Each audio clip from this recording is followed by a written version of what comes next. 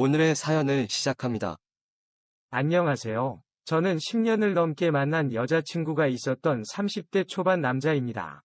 하지만 몇 년 전에 전 여자친구는 바람이 났고, 결국 저는 헤어짐을 통보받았습니다. 그리고 얼마 전에 실수였는지, 진심이었는지 저한테 모바일 청첩장을 보냈습니다. 그때 바람이 났던 그 남자는 아니었지만, 결혼을 한다고 보낸 것이었습니다. 너무나 어이가 없었고, 화가 났고, 억울했습니다.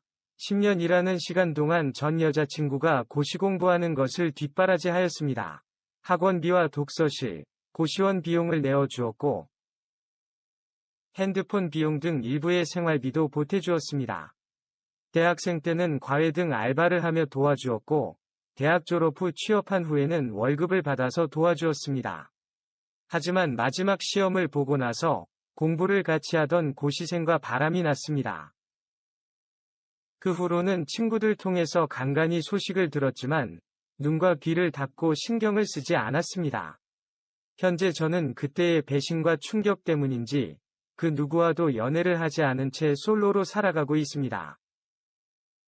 그런 저에게 전 여자친구가 청첩장을 보냈다는 사실에 주변 친구들로 엄청 놀랬습니다. 시집가는 길에 축의금까지 달라는 소리냐며 정말 염치 없는 년 아니냐고 욕도 엄청 하였습니다.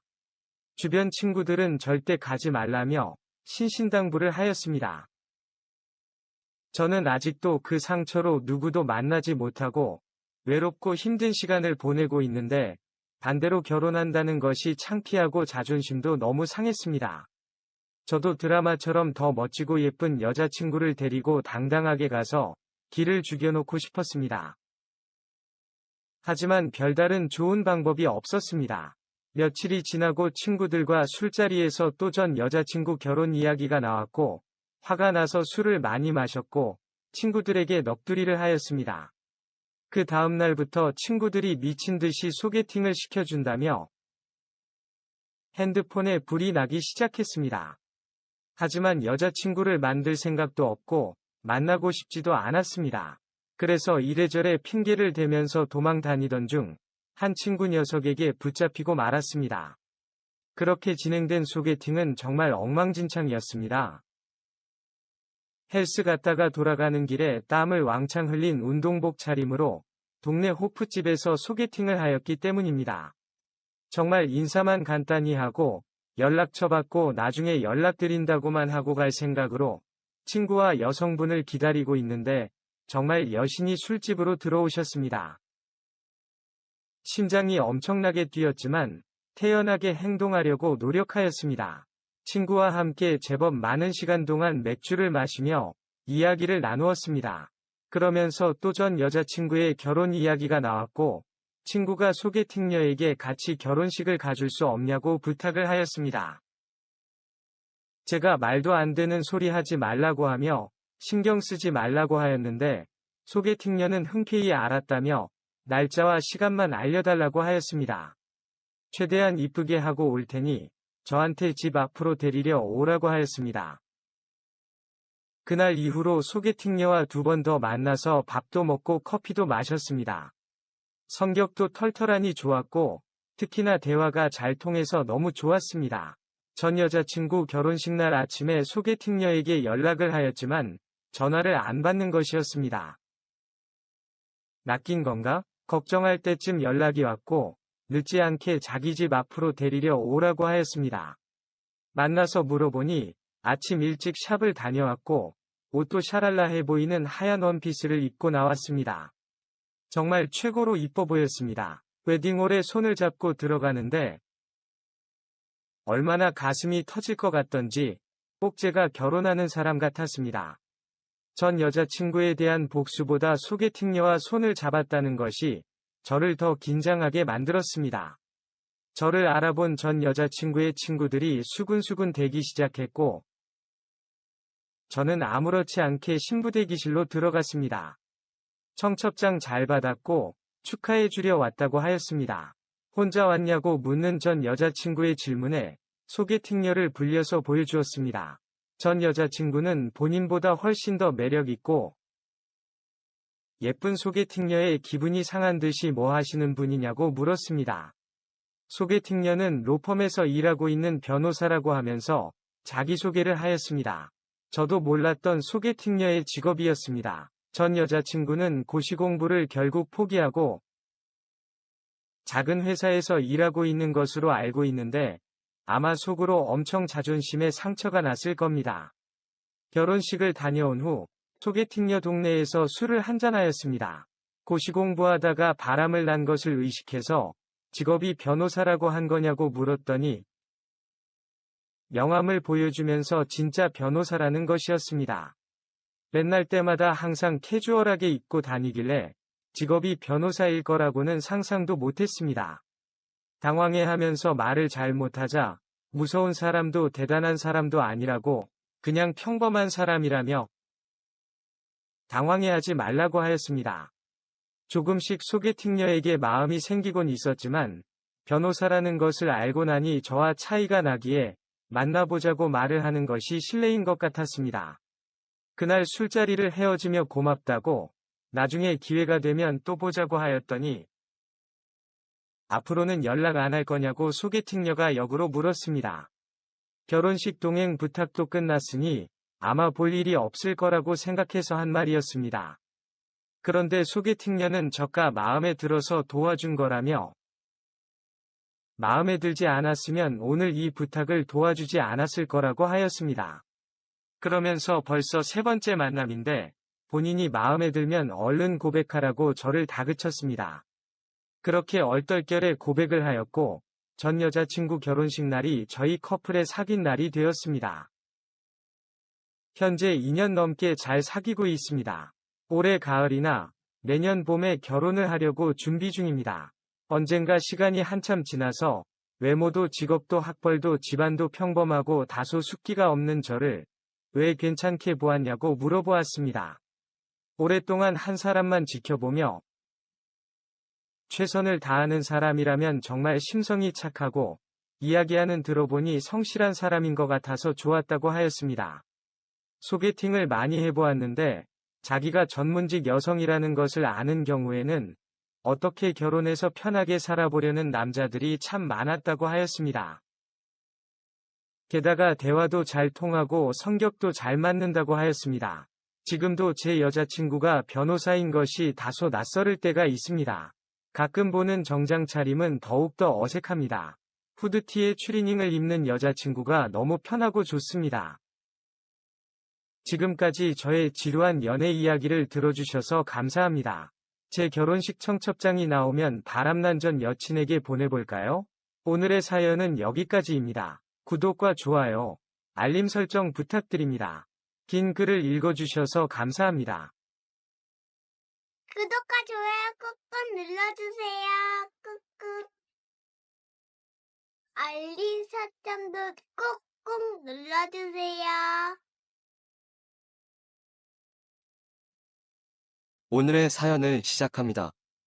안녕하세요. 저는 10년차 전업 투자를 하고 있는 40대 중반 유부남입니다. 처음에는 깡통도 여러 번 차고 힘든 순간들이 많았지만 지금은 나름 자리도 잡아서 제 개인 사무실에서 주식 매매도 하면서 다른 업무들도 보고 있습니다. 이런 저에게는 힘든 시간을 같이 이겨내주고 응원해준 10살이나 어린 아내가 있습니다. 그래서 지금은 그 누구보다 잘 해주려고 항상 노력하고 있습니다. 그런 아내에게 초중고 동창인 아주 친한 친구가 있습니다. 아내와 연애할 때부터 지금까지 여러 번 만났던 아내 친구입니다.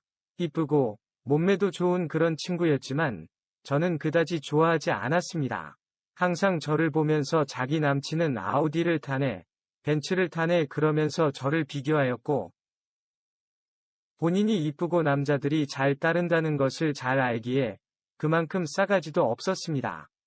항상 아내에게도 본인이 무언가 필요할 때만 연락하던 그런 친구였습니다. 그래서 저 친구와 왜 계속 연락하면서 지내냐고 물었지만 아내는 괜찮다면서 원래 저러는 친구라며 그냥 웃고 넘겼습니다. 하지만 저는 저와 제 아내를 무시하는 것 같아서 그 친구 이야기가 나오면 항상 기분이 안 좋았습니다. 그것을 아내가 알았는지 어느 순간부터는 저와 같이 보는 자리를 안 만들고 저한테도 그 친구에 대해서 이야기를 꺼내지 않았습니다. 정말 가끔 제가 그 친구에 대해서 안부를 물으면 그냥 잘 지낸다고 말해주는 것이 전부였습니다. 주말에 아내와 데이트를 하려 외출하던 중이었습니다. 아내 얼굴이 너무 어두워 보여서 계속 무슨 일 있냐고 말해보라고 하였지만 아무 일도 없다며 제 질문을 회피하는 것 같았습니다. 아무 일도 없다면 다행이지만 혹시라도 있으면 고민하지 말고 다 말해달라고 하고서는 더 이상 묻지 않았습니다. 그날 저녁 자려고 눕는데 할 말이 있다면서 이야기 좀 하자고 하더군요. 어느 유부남들이나 공감하시겠지만 아내가 정색을 하면서 할 말이 있다며 이야기하자고 부르면 일단 몸이 경직되면서 긴장을 하고 뭘 잘못을 했나 생각하게 됩니다. 그렇게 아내 이야기를 쭉 듣고 있는데 제 이야기가 아니고 그 친구에 관한 이야기였습니다. 그 친구가 고등학교 졸업하고 바로 취업한 것은 알고 있었습니다. 버는 대로 집에 생활비를 주고 동생 등록금을 내어주었다고 하였습니다. 이제 결혼할 나이가 되었는데도 아직도 집에서 그 친구에게 생활비를 받기를 원하고 결혼자금은 모아둔 것도 없고 심지어 만나는 남자도 현재 백수라는 것이었습니다. 그래서 그 친구의 원룸에서 기생충처럼 먹고 자기만 한다는 것이었습니다. 아무리 이 상황을 벗어나고 싶어서 발버둥을 쳐도 항상 제자리라는 것이었습니다. 게다가 2번이나 사기도 당해서 빚도 제법 생겨서 월급을 받아도 마이너스라는 것이었습니다. 그러는 와중에 아주 오랫동안 남자친구도 가족들도 모르게 1,000만 원이라는 큰돈을 모았다는 것이었습니다. 그래서 제가 주식 전업 투자를 하는 것을 알고 있으니 저한테 주식을 배워서 하고 싶다고 아내에게 연락이 왔다는 것이었습니다. 그런데 제가 너무나도 싫어하는 것도 잘 알고 그 친구 입장도 너무나 딱한 것도 잘 알기에 어떻게 해야 할지 모르겠다는 것이었습니다. 그러면서 아내가 정말 무리한 부탁인 것을 아는데 자기 친구에게 주식을 가르쳐 주면 안 되냐는 것이었습니다. 저도 생각해 보겠다고 하였습니다. 그 대신에 앞으로 이런 일이 생기면 고민하지 말고 언제든지 바로바로 말하라고 하였습니다. 그 다음날 오후 사무실에서 일을 하고 있는데 그 친구가 사무실로 찾아왔습니다. 일단 이야기를 들어보았더니 결국 돈이 벌고 싶다는 것이었습니다. 그런데 평일에는 회사를 가야 하고 심지어 교대도 돌기에 낮에 매매하는 것이 어려우니 저보고 대신 자기 계좌를 운영해달라는 것이었습니다. 심지어 그것도 얼마 벌 때까지가 아니라 평생 벌어달라는 것이었습니다. 조용히 나가라고 내쫓았습니다. 얼마 안 지나서 아내에게 전화가 왔지만 상황을 듣고 난 후에는 잘했다면서 전화를 끊었지만 목소리를 아주 씁쓸했습니다. 며칠 후에 그 친구는 집으로 다시 한번 찾아왔고 방법을 알려주면 열심히 하겠다는 것이었습니다. 그래서 일단 지금 회사를 퇴사를 하고 정리가 다 되면 제 사무실로 매일 나오라고 하였습니다. 종잣돈 1,000만 원과 퇴직금을 합친 투자금으로 지금 월급만큼은 벌 수 있게 종목을 주면서 짬짬이 주식도 가르쳐 주면서 스스로 매매가 잘 될 때까지 도와줄 테니 제 사무실로 나오라고 하였습니다. 이렇게 몇 개월을 하면서 그 친구도 나름 만족해하면서 제 사무실에 나와서 매매도 하고 주식도 배웠습니다. 그런데 어느 날부터 아무 말도 없이 출근도 안 하고 매일매일 와서 계좌와 매매한 내역도 보여줬더니 안 보여주기 시작하는 것이었습니다. 뭐라고 하기엔 언제까지 매일매일 초등학생 숙제 검사하듯이 그 친구는 저한테 보여주고 저는 검사할 수도 없으니 스스로 알아서 잘하겠거니 생각하고 말았습니다. 그런데 언제부턴가 제 지갑과 사무실에서 돈이 조금 없어지는 것 같았습니다. 한 번은 어버이날 및 장모님 생신이 있어서 현찰을 찾아서 봉투에 넣어두었습니다. 퇴근하고 집에 와서 보니 현찰 조금 비는 것이었습니다. 다음날 은행에 가서 출금한 돈 대비 받은 돈이 조금 부족하다고 하자 그럴 리가 없다며 CCTV를 보여주셨고 역시나 정상으로 돈을 봉투를 넣어서 주신 게 맞았습니다. 그럼 사무실, 차 안, 집 중에서 제가 잃어버린 것인데 제가 실수한 거라고 생각하고 그냥 넘겼습니다. 그리고 사무실 금고를 열어서 보았더니 현찰이 또 비는 것이었습니다. 이것은 장부에 기재하고 사용하는 금액이기에 제가 기억 못하고 실수할 것이 없는 돈입니다. 결국 사무실 CCTV도 돌려보게 되었습니다. 약 3개월치를 보았는데 한두 번이 아니었습니다. 처음에는 긴장하면서 여러 번 돌려보면서 소액으로 가져가더니 마지막에는 정말 자연스럽게 제 옷과 지갑에서 서슴없이 꺼내가고 금고에서도 막 가져가는 것이었습니다. 그것도 아내 친구가 말입니다. 사무실에 도둑이 들었다면 다 가져갔을 텐데 일부만 가져간 것 같아서 아내가 돈이 필요해서 저 몰래 좀 가져갔나 싶어서 보았는데 제 예상이 아니었습니다.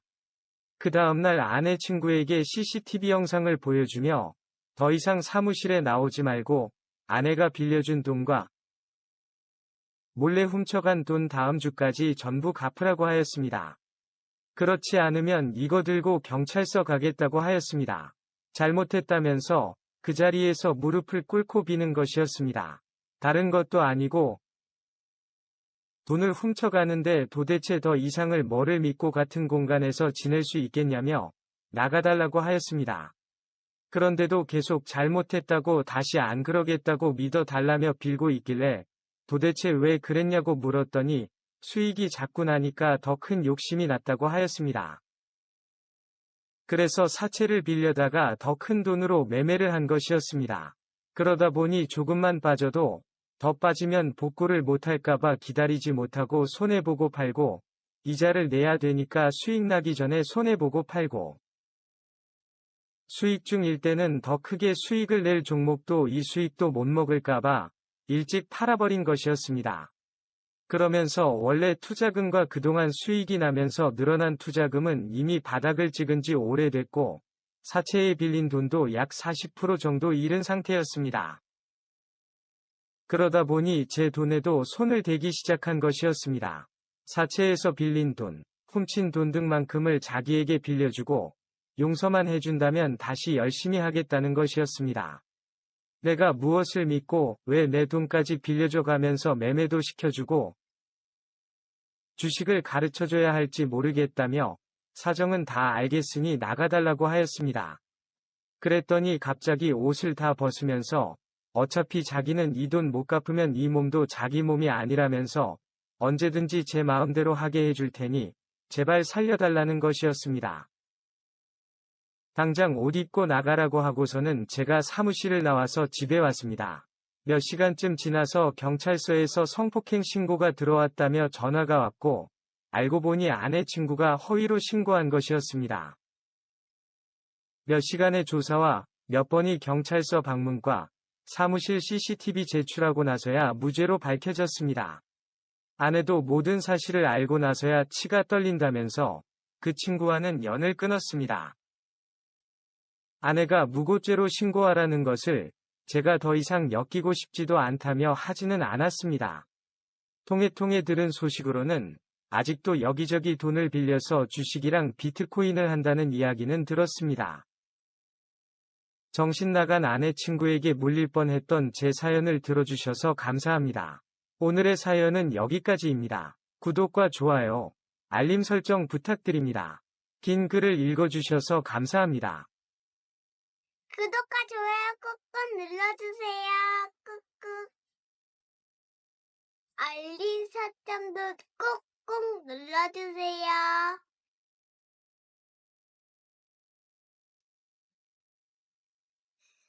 어서오세요. 반갑습니다. 안녕하세요. 저는 30대 후반 두 아이를 키우고 있는 돌싱남입니다.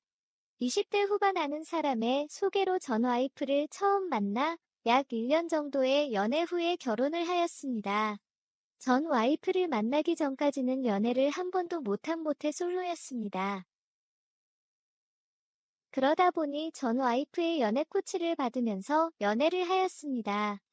처음 느껴보는 연애의 설레임에 빠져서 잘못된 것도 다소 억지스러운 전 와이프의 요구도 다 들어주었지만 점점 시간이 지나면서 아무리 연인 사이라도 너무하다는 생각이 들었습니다. 하지만 그럴 때마다 제가 연애 경험이 부족하고 남자가 어느 정도 참고 양보해주면서 연애하는 것이 맞는 거라며 오히려 저에게 화를 내었고 헤어지자고 하였습니다. 헤어지는 것이 무섭고 두려워서 불합리한 것을 알았지만 전 와이프의 요구들을 다 들어주게 되었고 그것이 결혼 생활까지 이어지면서 자연스럽게 저는 전 와이프의 종놈이 되어 있었습니다. 두 아이의 육아는 물론이고 설거지, 빨래, 청소 등 집안일까지 전부 다 제가 맡게 되었고 전 와이프는 퇴근하고 집에 온 이후에는 피곤하다는 이유로 손 하나 까딱하지 않았습니다. 심지어 본인 저녁은 물론이고 중간중간 배고프다며 야식까지 저에게 만들어서 차려달라고 할 정도였습니다. 당연히 저 역시도 회사를 다니고 있었고 소득이 중요한 것은 아니지만 전 와이프보다 더 많이 벌었습니다. 그나마 다행인 것은 저희가 살고 있는 아파트가 제 회사 근처입니다. 제가 회사에 입사하면서 본가와 거리가 멀다 보니 편하게 다니라는 의미와 함께 결혼해서도 여기서 살라며 사주신 아파트입니다. 차로 10분 정도 거리이고 정시 퇴근이 되는 회사였기에 집안일과 육아를 다 맡아 해도 버틸 수 있었습니다. 그런 저와 달리 전 와이프는 출퇴근 시간이 2시간이 걸리는 곳에 있었고 이직과 이사를 모두 고민해 보았지만 현실적인 문제로 전 와이프가 출퇴근을 하게 되었습니다. 그러다 보니 전 와이프의 그런 행동들을 이해할 수 있었고 결혼 이야기 나오기 전부터 자기는 결혼해서 집안일이나 하면서 살고 싶지 않다며 요즘은 남자들이 다 한다고 여러 번 말을 하면서 저도 알게 모르게 결혼하면 제가 집안일을 해야겠다고 생각하고 있었습니다. 하지만 주말에도 손 하나 까딱 안 할 줄은 몰랐습니다. 특히 전 와이프가 바쁜 시기에는 회사 근처 고시원에서 살았고 주말마다 집에 와서는 밀린 빨래를 주고 먹은 반찬들만 챙겨서 가는 경우도 있었습니다. 늦게까지 야근하면 대중교통은 이미 끝이 났고 1시간 넘게 운전해서 오는 것도 너무 피곤하다는 이유였습니다. 고시원에서 지내겠다고 처음 말했을 때 절대 안 된다고 말을 하였지만 제 의견은 무시한 채 고시원 비용까지 다 지불했다면서 평일에는 집에 안 오는 것이었습니다. 처음에는 너무 화도 났고 싸우기도 했지만 전 와이프에 관련된 집안일은 안 하게 되다 보니 저도 그나마 몸이 편해졌고 그 후로는 바쁜 시즌이라면서 고시원에 지낸다고 하면 당분간 몸이 편해지겠다는 생각이 들었습니다. 집에 사람 하나 줄어드는 걸로는 집안일이 별로 티가 안 날 것 같지만 생각보다 큽니다. 전 와이프와 이혼하게 된 사건이 발생한 날도 고시원에서 지내는 기간이었습니다. 주말에 밀린 빨래와 빈 반찬통을 들고 집에 왔습니다. 그날따라 너무나 바쁘다면서 급하게 다른 옷들과 반찬을 챙겨서 가는 것이었습니다. 잠깐이라도 놀이터에서 애들이랑 놀아주고 가라고 하였지만 바쁜 시즌 끝나면 놀아주겠다면서 애들이랑 인사만 하고 바로 가버렸습니다. 며칠 만에 본 엄마를 잠깐 보고 헤어지니 전 와이프가 나간 뒤로 두 아이들이 한참 오는데 이렇게 사는 것이 과연히 의미가 있나?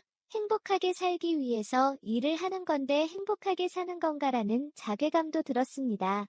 한참 동안 아이들을 달래고 아내가 던져놓고 간 빨래들은 분류해서 빨래망에 넣고 있는데 빨래 안에서 처음 보는 핸드폰이 나왔습니다. 전 와이프에게 전화를 하였지만 받지 않았습니다. 본인의 물건을 만지는 것을 너무나 싫어하는 사람이라 화장대에 올려두고 제 할 일을 하였습니다. 정신없이 하루는 보내고 자려고 침대에 누웠는데 화장대에 올려져 있는 핸드폰이 보였습니다. 궁금해서 보았지만 핸드폰에는 잠금이 걸려 있었고 포기하고 내려놓은데 전화가 왔습니다. 하트 표시가 되어 있는 애칭으로 저장된 표시가 나오는데 순간 전 와이프에게 남자가 있음을 직감하였고 너무나 받고 싶었지만 좀 더 많은 자료를 모아야 한다는 생각에 꾹 참았습니다. 이것저것 아는 숫자, 날짜, 번호 등을 눌려보다가 그 핸드폰의 잠금을 풀었고 그 안에는 차마의 입에는 담지도 못할 수많은 대화들과 사진들이 넘쳐났습니다. 컴퓨터에 연결해서 전부 다운로드 받았습니다. 내연남들의 연락처와 주고받은 대화들, 그들과 찍은 사진들, 그 사진들 속에는 사랑을 나누고 있는 동영상까지도 있었습니다. 하나하나 보면서 제가 속았다는 생각에 화도 났지만 가장 충격적인 것은 바람 피우고 있는 내연남이 한 명이 아니라는 것과 내연남의 아이를 임신하고 지운 내용도 있었습니다. 심지어 저는 물론이고 저희 아이들까지 보기 싫다는 내용 및 뒷담화까지 차마 와이프로서 두 아이의 엄마로서 해서는 안 될 말과 행동들이 고스란히 전부 다 있었습니다. 혹시라도 전 와이프가 컴퓨터 및 각종 증거를 부시고 없애버릴까봐 급하게 인터넷 웹하드도 결제해서 보내두었습니다. 모든 것을 정리하고 자려고 보니 새벽 4시가 넘은 시각이었습니다. 그런데 급하게 전 와이프가 집으로 들어와서는 이것저것 뒤지기 시작하는 것이었습니다. 인사도 대충 한 채 난리 피우면서 집안을 뒤지고 있으니 그 소리에 아이들이 깨서 거실로 나왔고 아이들을 엄마가 왔다면서 좋아하였지만 아이들을 쳐다보지 않은 채 무언가를 찾고 있었습니다. 딱 봐도 핸드폰을 찾는 것 같아서 화장대 위에 모르는 핸드폰이 있길래 올려두었다니까 그제서야 왜 인제 말하냐면서 온갖 짜증과 함께 방으로 들어갔습니다. 아이들에게는 아직 자는 시간이니 들어가서 자라고 하였지만 엄마 얼굴 한 번만 더 보고 와서 자면 안 되냐는 아이들의 요구에 그렇게 하라고 하였습니다. 하지만 이미 전 와이프는 핸드폰을 가지고 화장실에 들어가서 문을 잠그고 있었고 아이들한테 얼굴만 한번 보여주라고 하였지만 그냥 재우라고 화만 내었습니다. 아이들은 울면서 자기 방으로 들어갔고 저는 강제로 화장실을 열었습니다. 그리고 끌고 나왔습니다. 당당하게 화를 내던 전 와이프는 이제서야 제 얼굴을 보았는지 긴장한 목소리로 혹시 핸드폰을 봤냐고 묻는 것이었습니다. 풀었던 비밀번호를 말해주면서 전부 다 확인했고 이미 여기저기 자료로 숨겨놨으니 아닌 척, 안 그런 척, 모르는 척하지 말라고 하였습니다. 더 이상 할 말도 없고 그냥 이혼하자고 하였습니다. 그리고 네 폰에서 확인한 내연남들에게 모두 소송할 거라고 하였습니다. 그 중에 회사 동료도 있고 회사 상사도 있다면서 제발 그것만은 하지 말아달라고 빌었지만 저는 그럴 수 없다고 단호하게 전 와이프의 말을 잘랐습니다. 그리고 재산분할 해줄 수 없고 위자료 및 양육비도 다 받아낼 거라고 하였습니다. 재산분할은 별개라면서 줘야 된다는 말에 결혼 기간 동안 너가 벌은 소득보다 너가 산 사치품들과 처갓집에 빌려준 돈이 더 많을 것 같고 이 집은 결혼 전에 내 부모님이 사준 거니까 관계없다고 하였습니다. 억울하면 소송 걸라고 하였습니다. 저는 처갓집에 빌려준 돈을 전부 회수하겠다고 하였습니다. 차용증도 있으니 모른다는 식으로 잡아떼도 소용없다고 하니 처갓집에 빌려준 돈만 없던 걸로 해주면 재산분할 등 모든 것들을 제가 원하는 대로 이혼해준다고 하길래 그 자리에서 바로 협의를 보았습니다. 그렇게 이혼을 하였습니다. 집에 있는 전 와이프들의 물건을 볼 때마다 너무 화가 나서 빨리 처리하고 싶었습니다. 그런데 뭐가 비싸고 사치품인지 정확하게 알 수가 없어서 중고 명품 업자를 여러 명 불려서 가장 가격을 많이 부른 업자에게 전부 팔았습니다. 그렇게 판 돈을 애들 통장으로 넣어주었습니다. 가끔 아이들이 엄마에 대해서 묻기는 하지만 원래부터 자주 못 봐서 그런지 쉽게 엄마 생각을 잊고 잘 지내고 있습니다. 이런저런 사연들을 보다가 제 이야기도 한번 해보고 싶어서 보내게 되었습니다. 들어주셔서 감사합니다. 오늘의 사연은 여기까지입니다. 구독과 좋아요, 알림 설정 부탁드립니다. 긴 글을 읽어주셔서 감사합니다. 구독과 좋아요 꾹꾹 눌러주세요. 꾹꾹. 알림 설정도 꾹꾹 눌러주세요. 오늘의 사연을 시작합니다. 안녕하세요. 저는 30대 중반 남자입니다. 결혼한 지 2년 되었고, 현재 아내하고는 별거 및 이혼 준비를 하고 있는 중입니다. 한창 신혼으로 즐거워야 할 시기인데, 이런 상황까지 오게 된 것은 모두 제 잘못 때문입니다. 저희는 장거리 주말 연애 커플이었습니다. 각자 직장의 위치가 너무 멀었기 때문입니다. 각자 서로가 있는 지역으로 발령을 받기 위해 노력을 하였지만 쉽지 않았습니다. 게다가 둘 다 회사에 대한 만족도도 높아서 퇴사하고 이직을 고려하지는 않았습니다. 그러다 보니 결혼 이후에 저희는 자연스럽게 주말 부부가 되었고, 아내와 완전히 별거로 지내기 전까지 계속 주말 부부로 지냈습니다. 격주로 서로의 집을 방문하면서 연애하듯 나름 재미있게 살아가고 있었습니다. 그런데 약 반년 전에 처제가 전세 사기를 당해서 갈 곳이 없는 상황이 되었다면서 제 집에서 같이 살면 안 되냐고 묻는 것이었습니다. 제가 살고 있는 집이 넓은 것도 아니고 아직 처제와 써먹써먹한 사이였기에 저는 반대를 하였습니다. 차라리 월세를 조금 보태주는 방법을 아내에게 제안을 하였지만 아내는 치안 문제 등 여러 가지 이유를 들면서 조금만 기반을 닦을 때까지 부탁한다며 사정을 하였습니다. 결국 처제와 불편한 동거를 시작하게 되었습니다. 같이 밥을 먹어도 서로 대화도 없이 조용히 식탁만 보면서 밥을 먹었고, 가끔씩 아내의 눈치를 주는 바람에 처제에게 의미 없는 안부 인사 정도 건네는 것이 대화의 전부였습니다. 처제 역시도 단답형의 대답으로 대화를 간단 명료하게 끝을 냈습니다. 처제와 불편한 동거가 2달쯤 지났을 무렵에 처제가 샤워를 하고 나오는데 유독 살도 빠진 것 같고 몸매의 불륜선이 확 드러나는 것이었습니다.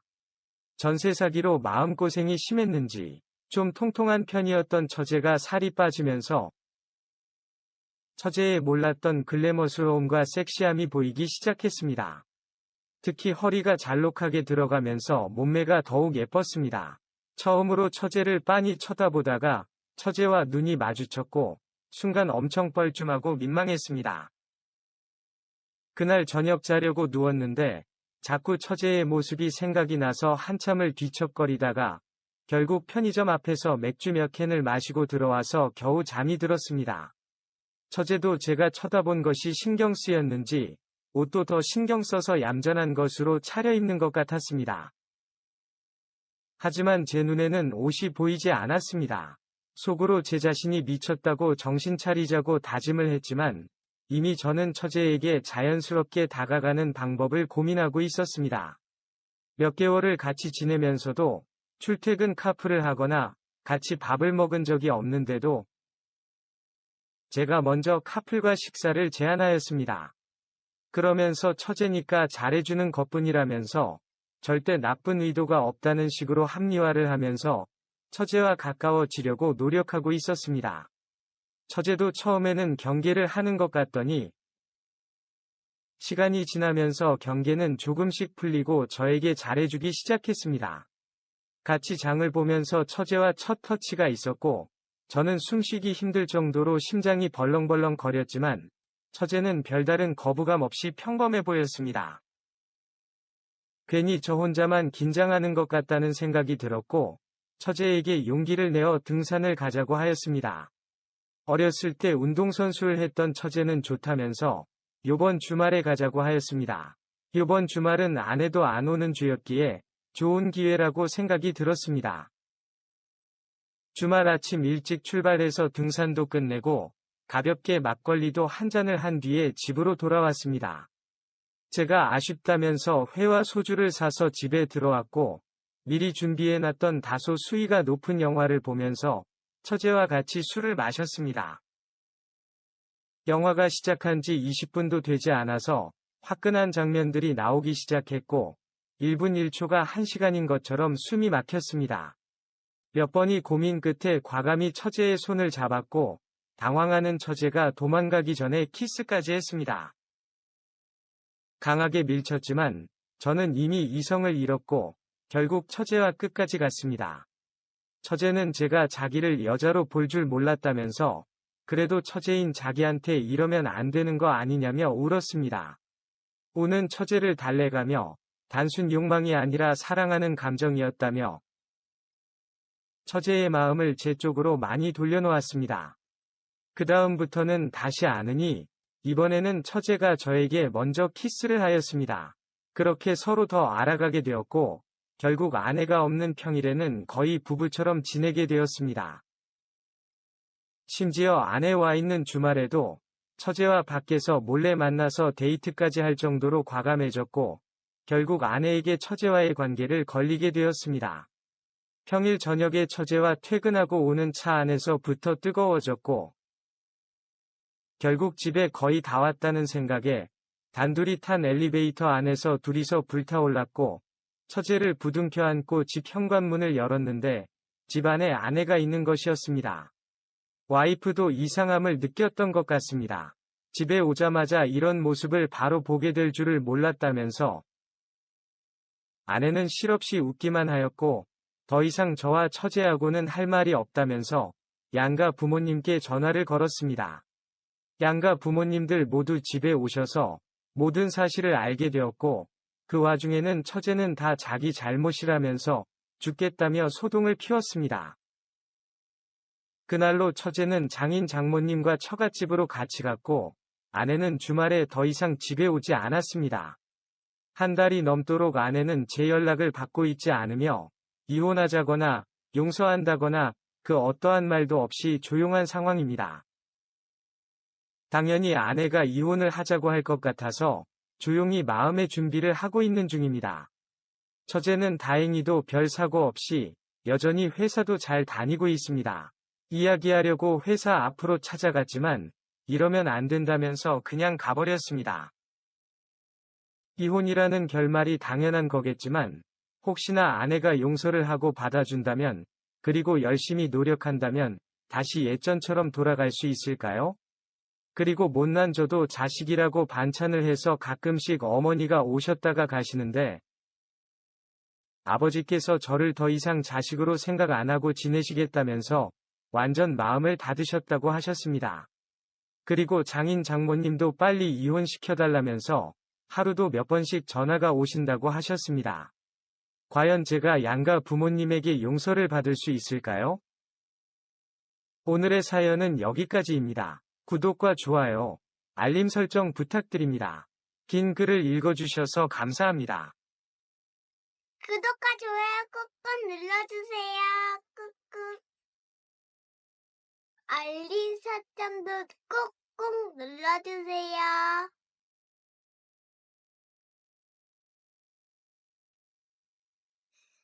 어서오세요. 반갑습니다. 안녕하세요. 저는 지방에서 회사를 다니고 있는 30대 남자입니다. 지작대를 졸업하고 여기저기 바로 취업할 수 있는 아무 회사나 가서 인턴 및 계약직을 하다 보니 당장 돈을 벌어서 삶에 도움은 되었지만 이렇게 계속 살다가는 밝은 미래가 없을 것 같아서 1년간 열심히 자격증 및 취업 준비를 하였습니다. 그래서 나름 저희 지역에서는 괜찮은 대기업에 입사를 하게 되었고 그때부터는 하나둘씩 소개팅이나 선자리가 들어오기 시작했습니다. 하지만 그때는 내가 책임져야 할 어린 여동생이 있었습니다. 여동생은 고등학생이었는데 제가 중학생 때 교통사고로 부모님이 돌아가시면서 안 해본 아르바이트가 없을 만큼 학교 끝나면 매일 같이 일을 하면서 생활비를 벌어서 여동생과 같이 살았습니다. 그래서 사실 고등학교 졸업을 한 뒤에 대학도 안 가고 바로 취업을 하려고 하였지만 고3 때 담임 선생님의 설득과 도움으로 집 근처 대학에 4년 장학금을 받으면서 다니게 되었습니다. 졸업 후에는 당장 먹고 살아야 한다는 생각에 바로 일할 수 있는 곳이면 바로 가서 일하다가 지금의 회사에 입사하게 된 것입니다. 대기업에 입사를 하고 얼마 되지 않아 좋은 기회로 사택에 들어가게 되었습니다. 처음으로 방이 3개나 있는 아파트에 살게 되었습니다. 그러면서 나름 안정적인 삶을 찾아가고 있었습니다. 그러던 어느 날 여동생과 여동생의 친구가 옷도 찢어지고 어디서 맞았는지 온몸에 상처가 나서 집에 들어온 것이었습니다. 놀래서 어떻게 된 거냐고 물었지만 너무 무서웠다면서 엄청 울기만 하였습니다. 도저히 그냥 넘어갈 일이 아닌 것 같아서 경찰에 신고를 하려고 하니 여동생의 친구가 신고는 하지 말아달라며 저를 말리는 것이었습니다. 이해하기는 어려웠지만 일단 얘네들이 진정하고 말해줄 때까지 기다리기로 하였습니다. 씻고 나오라고 한 뒤에 따뜻한 수프와 달달한 간식을 준비해주고는 그들이 말해주기를 기다렸습니다. 일단 보여줄 것이 있다면서 친구의 핸드폰 안에 있는 사진들을 보여주었습니다. 멍이 든 사진, 머리가 한 움큼 뽑힌 사진. 자기 딸에게 해서는 안 될 어른폭력까지 여동생의 친구가 친구 아빠에게 지금까지 당한 사진들이었습니다. 이런 것들은 경찰에 신고를 해서 처리해야 된다고 하였지만 그 이후에 벌어질 보복이나 일들이 너무 무섭다고 하였습니다. 오늘도 친구가 도와달라며 제 여동생에게 연락이 왔고 아빠에게 당하고 있던 친구를 여동생이 구출해서 같이 도망쳐온 상황이었습니다. 그러면서 고등학교 졸업할 때까지만 우리 집에서 같이 살면 안 되냐고 하는 것이었습니다. 돌아가면 또다시 아빠한테 몹쓸 짓을 당할 거라는 말에 저는 큰 고민 없이 편한 대로 하라고 하였습니다. 그러면서 꼭 제 여동생과 같이 붙어 다니고 무슨 일이 있으면 언제든지 연락하라면서 제 전화번호도 알려주었습니다.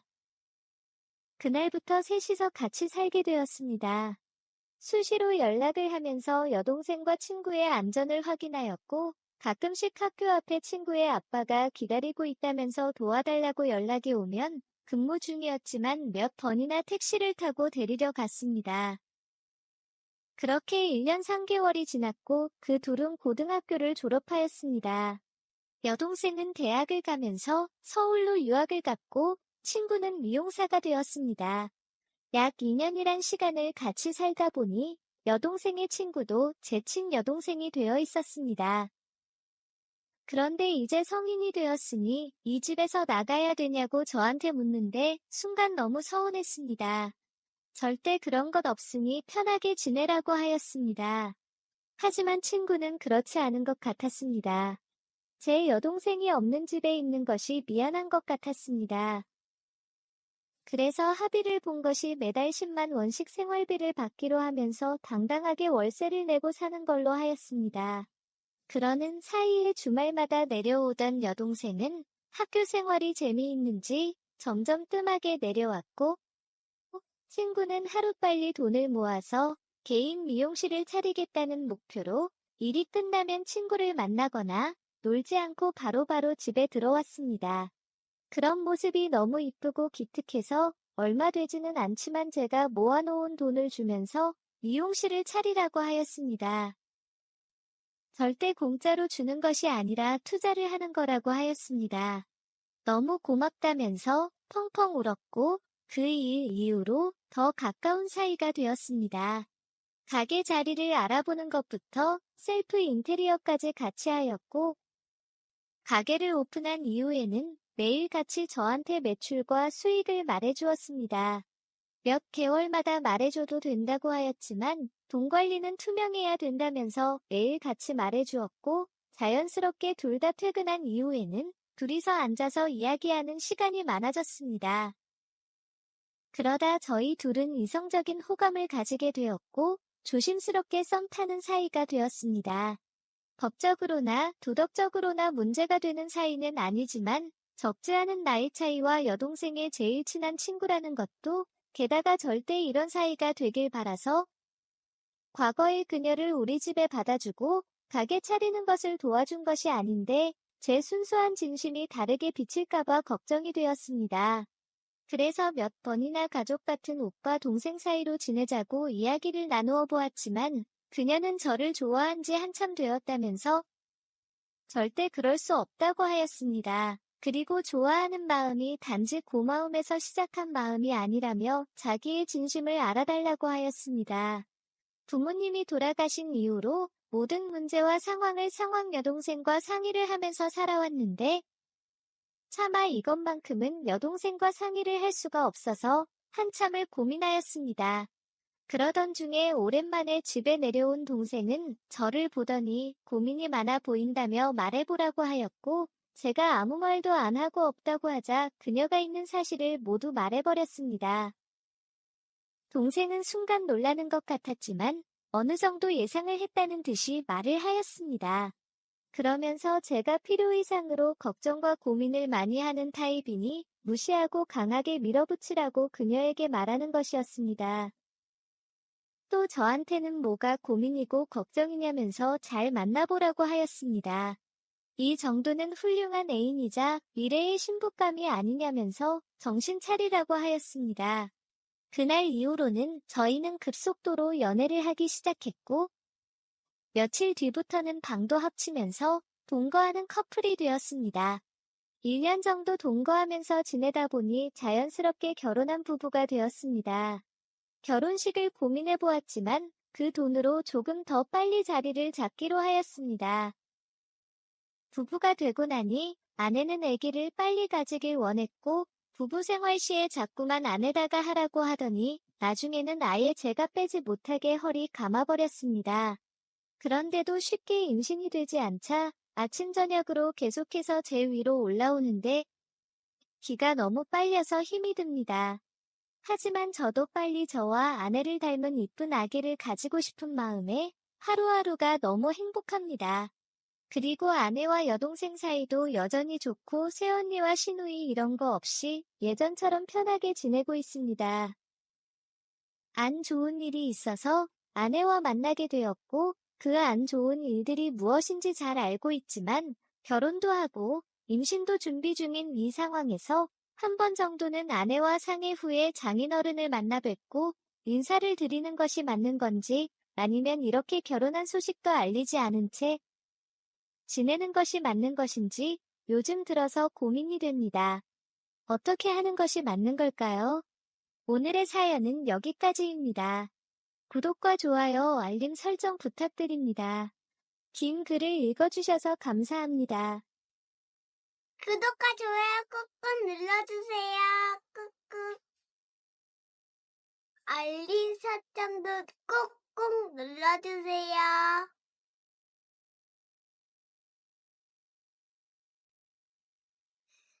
어서오세요. 반갑습니다. 안녕하세요. 저는 서울 사는 30대 남자입니다. 몇 년 전 제가 겪었던 일인데 보낼까 말까 고민하다가 보내봅니다. 지금 다시 생각해보니 정말 인생의 큰 오점이자 한 방에 인생이나 직장이 끝장날 뻔한 일이었습니다. 결혼을 전제로 만나던 여자가 있었습니다. 7년이라는 적지 않은 연애 기간을 보내면서 나름 서로에 대해서 잘 알고 믿음도 충분히 쌓였다고 생각한 여자였는데 정말 우연치 않게 다른 남자와 모텔에 들어가는 것을 보았고 전화를 걸었지만 받지도 않았습니다. 잘못 본 거라는 희망을 가지고 다음날 아침까지 모텔 앞에서 뜬 눈으로 기다렸는데 제가 본 것이 맞았습니다.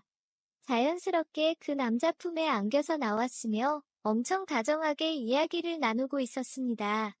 차에 내려서 다가갔지만 아주 잠깐 당황하는 척을 하더니 오히려 그 남자와 함께 저를 비웃었습니다. 그렇게 7년간 연애했던 여자에게 깊은 상처를 받고 나니 한동안 아무도 만나기 싫고 집에서 혼자 술만 마셨습니다. 그렇게 한 달 정도 퇴근하고 술만 마시면서 생각을 해보니 너무 억울하다는 생각만 들었습니다.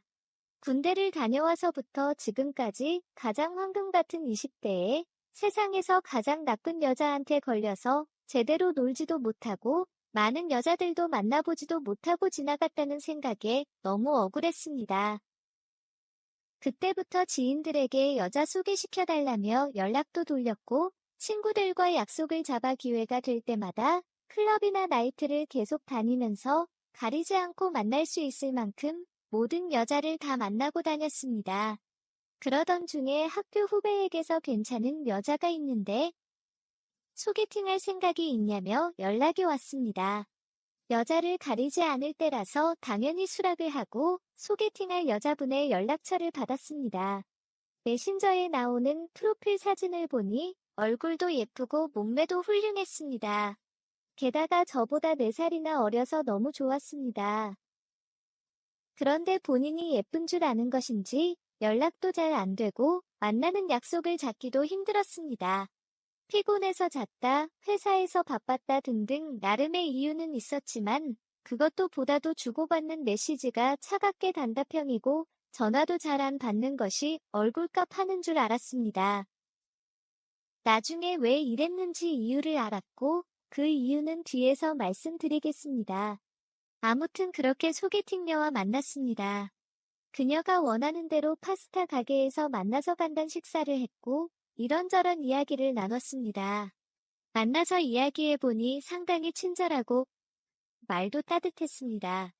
예상했던 것보다 제가 자기 스타일이라면서 2차는 그녀가 사겠다면서 조용히 룸이 있는 술집으로 가자는 것이었습니다.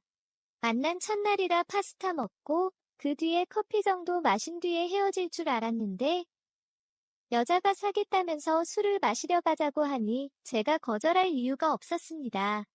오히려 너무 적극적인 그녀 모습에 혹시 오늘 보자마자 홈런을 칠 수 있을 거라는 기대도 들기 시작했습니다. 술을 좋아한다고 하더니 제법 술을 잘 마시는 것이었습니다. 한 잔, 2잔 먹다 보니 둘 다 술이 얼큰하게 올랐고 대화 주제도 점점 수위가 올라가서 거침없이 어른 농담을 주고받으며 놀았습니다. 그런데 갑자기 그녀가 도저히 못 참겠다면서 오늘 집에 안 들어갈 거라며 더 이상 여기서 피곤하게 놀지 말고 술 사서 숙박업소에 들어가자는 것이었습니다. 소개팅 첫날부터 이렇게 급하게 달려도 되나 싶었지만 여자 쪽에서 들이대는데 남자 입장에서는 거절할 이유가 없었습니다. 편의점에서 술과 안주를 사서 숙박업소로 들어갔습니다. 정말 혹시 몰라서 숙박업소 비용은 그녀가 계산하게 하였습니다. 방에 들어가자마자 그녀가 제 머리를 움켜잡고 강하게 공격을 하는데 씻지도 않은 상태에서 전투를 치렀습니다. 그런데 전투가 끝날 것 같은 신호가 온다고 하였더니 그냥 안에다가 전투를 끝내달라는 것이었습니다. 몇 번이나 안에다가 전투를 끝내도 되냐고 물었더니 아예 다리로 저를 감아서 못 도망가게 만들었습니다. 전투 이후에 아무리 신경을 안 쓰려고 해도 첫 만남부터 아직 저와 사귀지도 않는데 이렇게 안에다가 전투를 끝내라고 하는 것이 이상하고 걱정이 돼서 물었습니다. 자기 주변에 원치 않은 임신을 해서 억지로 결혼한 친구도 있고 울고 불며 지운 친구도 있고 이혼한 친구도 있다면서 친구들처럼 되기 싫어서 그냥 편하게 피임 도구 시술을 받았다고 하였습니다. 이 말을 듣고 나니 사귀는 것보다는 질펀하게 놀 수 있는 파트너로 지내야겠다는 판단이 딱 섰습니다. 그래서 사온 술과 안주를 마시면서 놀다가 눈이 맞으면 전투를 치르고 술 마시며 놀다가 또 눈이 맞으면 전투를 치렀습니다. 물론 그 날 이후도 만나면 꼭 숙박업소에서 밤새의 전투를 치르는 사이가 되었습니다. 그렇게 만나면 질펀하게 놀 수 있는 여자가 한 명 생겼다며 나름 좋아하고 있었는데 소개시켜준 후배에게 연락이 왔습니다. 혹시 몇 개월 전에 소개시켜준 여자랑 요즘도 만나냐고 묻는 것이었습니다. 가끔씩 만나서 술 한 잔 정도 하면서 노는 친구 사이가 되었다고 하였더니 후배는 죄송하다면서 그만 만나시면 안 되냐고 하는 것이었습니다. 무슨 소리인지 좀 자세하게 말을 해보라고 하였더니 한참 동안 뜸을 들이면서 고민을 하더니 아무래도 그녀가 유부녀인 것 같다고 하였습니다. 며칠 전에 그녀를 소개시켜준 후배가 아는 지인들과 모임을 가졌는데 거기서 그녀가 결혼했다는 사실을 알게 되었다고 하였습니다. 그런데 그녀가 결혼을 한 사실이 있어도 이미 이혼을 했다면 문제가 될 것이 없는데 후배는 그녀의 이혼 여부에 대해서 당연히 알 리가 없고 결혼한 사실조차 모르고 있었고 이혼했는지 알기 위해서 모임 자리에 있던 사람 중에 그녀의 결혼식을 다녀왔다는 사람이 있어서 그녀에게 전화를 해서 물어보려고 하였으나 그녀와 통화가 되지 않았다고 하였습니다. 그런데 주변 정황을 따져볼 때 아무래도 이혼은 안 한 것 같고 결혼 생활도 잘 유지하고 있는 것 같다고 하였습니다. 그래서 몇 번이나 같이 외박한 적도 있다고 하였더니 그녀가 남편과 주말 부부로 지내서 가능했던 것 같다고 하였습니다. 그 말을 듣고 나니 순간 멍해지면서 아무 생각도 들지 않았습니다. 후배는 다음에 괜찮은 여자로 다시 소개시켜준다며 저한테 몇 번이나 사과를 하고 전화를 끊었습니다. 진짜로 이혼했을 수도 있으니 그냥 무시하고 계속 만나야겠다는 생각도 들고 혹시 문제가 될 수 있으니 이혼이 완벽히 확인될 때까지만 만남을 미루자고 생각도 들고 별의별 생각이 다 들었습니다. 그러던 중에 7년 만난 여자친구에게서 느꼈던 배신감이 똑같이 들기 시작했습니다. 사귈 마음도 없었고 이성으로 마음을 주지도 않았는데도 꽤 한참 동안 멘탈이 나가 있었습니다. 정말 세상에 믿을 여자 없다는 생각에 바로 그녀의 연락처를 차단하고 말았습니다. 그러고 나서 잊고 지내다가 얼마 전 폰과 전화번호를 바꾸면서 메신저에 뜬 그녀의 프로필을 보게 되었는데 결혼한 것도 맞았고 어린이집 다니는 아이도 있었습니다. 바로 차단하고 연락을 끊기를 잘했다는 생각과 함께 그동안 이상했던 행동들이 이유가 잘 이해가 되었습니다. 평소에 자주 연락이 안 되는 것도 무심한 척 단답형으로 답장이 오는 것도 평일에는 외박까지 되면서 주말에는 만나기 힘든 것까지 모든 것이 다 이해되었습니다. 현재는 모든 것을 잊고 다른 여자를 만나서 잘 지내고 있습니다. 그리고 항상 잊지 않고 있습니다.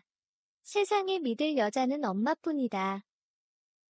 오늘의 사연은 여기까지입니다. 구독과 좋아요, 알림 설정 부탁드립니다. 긴 글을 읽어주셔서 감사합니다. 구독과 좋아요 꾹꾹 눌러주세요. 꾹꾹. 알림 설정도 꾹꾹 눌러주세요. 오늘의 사연을 시작합니다. 안녕하세요. 몇 개월 전 급하게 서울로 장례식장을 갈 일이 있어서 서울 집에 들렸다가 황당한 일을 겪었고 현재는 이혼을 고민하고 있습니다. 저는 지방에서 회사를 다니고 있는 30대 남자이고 아내와 딸은 서울에서 살고 있습니다. 아내는 서울에서 회사를 다니고 있고 저도 서울에서 회사를 다녔지만 2년 정도 지방 근무를 하게 되면서 주말 부부로 지내고 있습니다. 제가 지방으로 내려가면서 혼자 지내는 것이 무섭다며 아직 시집을 안 간 쌍둥이 처제가 서울 집에 들어와서 같이 살게 되었습니다. 한동안은 자주 전화를 하면서 자기 전까지 딸이랑 있었던 일들을 수다를 떨기도 하고 회사 팀장님 흉도 보면서 잘 지냈습니다. 그런데 어느 정도 시간이 지나면서 전화도 안 오고 걸어도 피곤해서 일찍 잤다면서 전화도 안 받았는 경우도 생기기 시작했습니다. 2년이라는 파견 근무가 끝날 때까지 처음부터 매일 몇 시간씩 통화를 할 거라고 생각하지는 않았지만 이렇게 안 받는 경우가 생길 거라고는 몰랐습니다. 아무튼 이렇게 처음보다 소홀해진 것이 익숙해질 때쯤 급하게 서울로 장례식장을 가게 되었습니다. 목요일 밤에 올라온 것이기에 금요일 밤에 또 서울로 올라와야 했기에 회사에 금요일 연차를 내었습니다. 구미에서 밤 10시쯤 출발해서 간 서울 장례식장이었기에 인사도 드리고 좀 앉아 있다가 나오니 새벽 3시쯤 되었습니다. 당연히 자고 있을 시간이라 아내한테 연락 없이 서울 집으로 향했습니다. 물론 구미에서 서울로 올라오는 길에 전화를 하였지만 받지 않았습니다. 술도 적당히 마셨고 몸도 많이 피곤한 상태에서 집에 들어갔습니다. 현관문에 못 보던 남자 신발이 여러 개 있었고 거실에는 먹다 남은 술판과 그 옆에서 이불 덮고 자고 있는 3살 된 딸이 있었습니다. 처제랑 아내가 둘이 마셨다고 하기에는 술병도 많았고 널브려 있는 컵들이나 식기들을 볼 때 절대 둘이 마신 술판이 아니었습니다. 오만 가지 나쁜 상상이 들기 시작했고 역시나 안방에서는 이상한 소리들이 들렸습니다. 조용히 문 앞에 서서 들어보니 남녀의 애정행위 소리였고 옷방에 있던 골프채를 들고서 한참을 고민했습니다. 들어가서 다 죽이고 끝을 내고 감옥에 가야 하나, 남은 딸은 어떡하지 등등 많은 생각을 하다가 몇 년 전 형수의 바람으로 이혼한 친형이 생각났습니다. 절대 아내를 무조건 다 믿지 말고 감정적으로 대응하지 말고 최대한 많은 증거를 확보하고 확보한 증거가 무엇이 있고 얼마나 가지고 있는지 절대 상대방에게 말하지 말라는 친형의 충고가 생각이 났습니다. 끌어오려는 화를 참고 최대한 침착하자고 여러 번 다짐을 한 후에 카메라를 켜고 조용히 방문을 열었습니다. 어른 영상에서 볼 수 있는 장면이었습니다. 아내와 처제, 그리고 남자 셋이서 위아래, 앞뒤할 것 없이 난잡하게 뒤엉켜서 놀고 있는데 얼마나 심취를 했던 건지 아니면 많이 취했는지 모르겠지만 제가 들어온지도 모른 채 계속 제 앞에서 뒤엉켜 놀았습니다. 찍힌 동영상을 보니 7분쯤 지나서야 어떤 남자가 저보고 누구냐고 물어보았고 너 밑에 있는 여자의 남편이라고 해야 할지 너 옆에 누워있는 여자의 형부라고 해야 할지 너무 황당해서 아무 말도 안 나왔습니다. 그냥 하던 거 계속 하라니까 저한테 이상한 놈도 다 있다는 듯이 한 소리 하고서는 하던 거를 계속 하였습니다. 그렇게 여러 편의 동영상과 사진을 찍고 제 개인 웹하드와 메일에 보내놓았습니다. 남자 셋이 힘으로 저를 제압을 하면 폰을 뺏길 것 같았습니다. 아내도 처제도 저와 눈이 마주쳤는데 취해서 모르는 건지 하고 있던 것을 멈추기가 싫었던 건지 계속 하길래 그냥 경찰을 불렸습니다. 외딴 남자들이 집에 들어와서 아내와 처제한테 몹쓸 짓을 한다고 신고하였고 경찰들이 온 이후에 다같이 파출소 갔습니다. 같이 잡혀온 남자들은 억울하다며 그동안 주고받는 메신저 내용을 보여주었고 수많은 경찰분들이 보는 앞에서 아내의 바람 행각과 두 자매가 그동안 외딴 남자들과 보낸 뜨거운 시간들이 다 밝혀졌습니다. 그렇게 집으로 돌아왔고 처제는 다 자기 잘못이라면서 아내는 잘못이 없다며 용서해달라고 빌고 아내는 오늘이 처음이라며 실수라면서 뻔뻔한 거짓말을 하는 것이었습니다. 이미 파출소에서 아내의 폰도 다 보았고 각종 증거들을 제가 다 수집한 이후인데도 아직도 취해 있는지 계속 거짓말을 하는 것이었습니다. 이 이야기들은 더 듣다가는 진짜로 다시 골프채를 꺼내올 것 같아서 이른 아침에 처갓집으로 전화를 걸었습니다. 빨리 저희 집으로 오시라고 전화를 드렸더니 아침부터 왜 그러냐면서 나중에 다시 이야기하자며 전화를 끊으시길래 새벽에 찍은 여러 동영상 중 하나를 보내드렸습니다. 그것도 처갓집 식구들이 다 있는 단체 채팅방에 보냈습니다. 동영상을 보내자마자 바로 전화가 오셨고 바로 갈 테니 단체 채팅방에 처남도 있고 며느리도 있는데 일단 동영상부터 내려달라고 하셨습니다. 처갓집에서 저희 집까지 차로 10분 거리입니다. 10분 안에 안 오시면 다시 올린다고 한 뒤에 단체 채팅방에 보낸 동영상을 취소하였습니다. 화장이 다 번지고 옷도 거의 헐벗고 있는 두 자매. 바닥과 침대에 굴려다니는 어른 장난감들과 얼마나 난잡한 놀았는지 예측이 되는 안방의 모습, 거실에 먹고 노른 술판과 그 옆에서 울고 있는 3살짜리 손녀, 제가 TV에 틀어놓은 몇 시간 전까지 아내와 처제가 3명의 외딴 남자들과 뒤엉켜 노는 동영상까지. 장인 장모님은 집에 들어오시자마자 깊은 한숨과 함께 두 자매를 때리기 시작했습니다. 이쯤 되면 아내의 귀책으로 충분한 이혼 사유가 되고 더 이상 설명도 말싸움도 필요 없지 않냐고 장인 장모님께 물었습니다.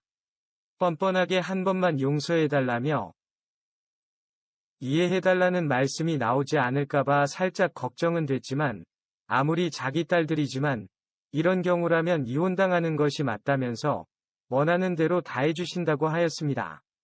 그렇게 한바탕 소동이 난 후에 저는 서울 집에 안 올라가고 있으며 주말마다 아내가 구미로 내려오고 있습니다. 와서 묵묵히 밀린 집안일만 하고 조용히 다시 갑니다. 여러 번 용서와 함께 평생 자기 잘못을 뉘우치면서 저만 바라보며 살겠다며 다시 잘해보자고 아내가 말을 걸어왔지만 사실 아직도 그날 그 충격적인 장면이 잊히지가 않습니다. 아무 말도 대꾸도 하지 않은 채 투명인간 취급하고 있습니다. 그리고 이제는 아내에 대한 제 마음이 뭔지도 잘 모르겠습니다. 좋든 싫든 화가 나든 사랑하든 뭔가 감정이 있어야 되는데 만나도 아무런 감정이 없습니다. 아내의 적극적인 요구로 부부관계도 가져보았지만 즐겁지도 않고 기분만 더러웠습니다. 이혼이 맞는 거겠죠? 오늘의 사연은 여기까지입니다. 구독과 좋아요, 알림 설정 부탁드립니다. 긴 글을 읽어주셔서 감사합니다. 구독과 좋아요 꾹꾹 눌러주세요. 꾹꾹. 알림 설정도 꾹꾹 눌러주세요.